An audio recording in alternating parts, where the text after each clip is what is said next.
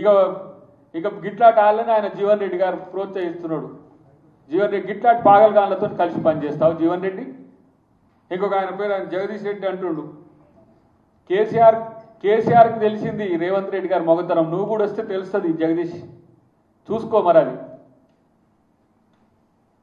CBI భయం పట్టుకుందేమో, లేకపోతే CBI arrest అవుతారేమో అని చెప్పే ఒక భయంతోనేమన్నా చేస్తున్నాడు. నేను చెప్తున్నా, ఇది సవాల్గా కాదు, చాలా పకడ్బందీగా చెప్తున్నా. కల్వకుంట్ల నా కొడకల్లారా, మీకే తెలంగాణ ఉందా? మీదే తెలంగాణనా? మీ జాగీరా? మీ ఇష్టం వచ్చినట్టు మాట్లాడతారా? మీరు మాట్లాడితేనే చెల్తుందా? ఇతరులు మాట్లాడితే తప్పవుతుందా?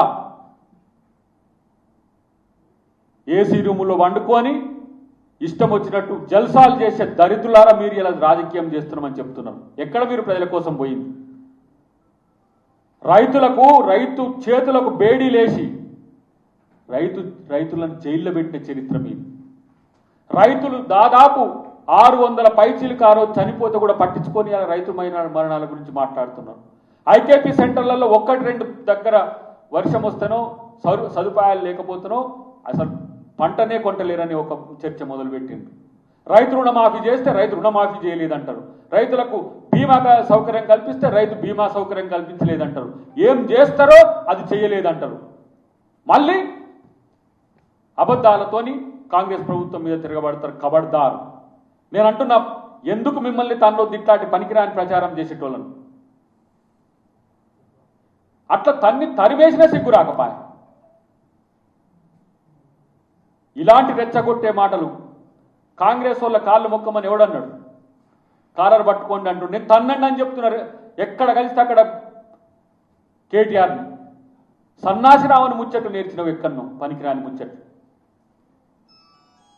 కాబట్టి నీకు నిజంగా ఇంతకుముందే చెప్పిన నేను, కేసీఆర్కే నువ్వు పుడితే రైతుల కోసం కాంగ్రెస్ ప్రభుత్వం చేసిన అభివృద్ధి కార్యక్రమాల గురించి చర్చకు రా.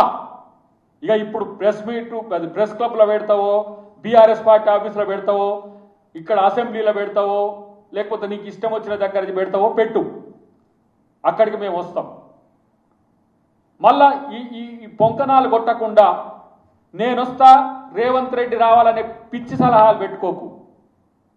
రేవంత్ రెడ్డి గారు రావాలంటే నీ స్థాయి కాదు అని పదే ఎందుకు చెప్తున్నామంటే, నీ అయ్య ఇంట పన్నాడు కాబట్టి మొత్తం చేసి సర్వం సంఖ నాకిచ్చిపోయి ఇంట్లో వండుకున్నాడు కామ్గా. నిజంగానే ఒక ఆయన అంటుండు మొన్న జోక్గా, నిజంగానే కేసీఆర్ మాట మీద నిలబడ్డాడు రా అని. ఏంటంటే ఓడిపోతే ఫామ్ హౌస్లో వంట అని. ఓడిపోతే ఫామ్ హౌస్లో లేపడుతున్నాడు, మాట మీద నిలబడుతుంది కేసీఆర్ ఇప్పుడు. కాబట్టి ఇలాంటి పనికిరాని చెత్త మీటింగులు పెట్టుకొని ప్రభుత్వం మీద పిచ్చి మాట్లాడితే మాత్రం డెఫినెట్గా నీకు తగిన మూల్యం తప్పదని మీ ద్వారా నేను హెచ్చరిస్తున్నాను.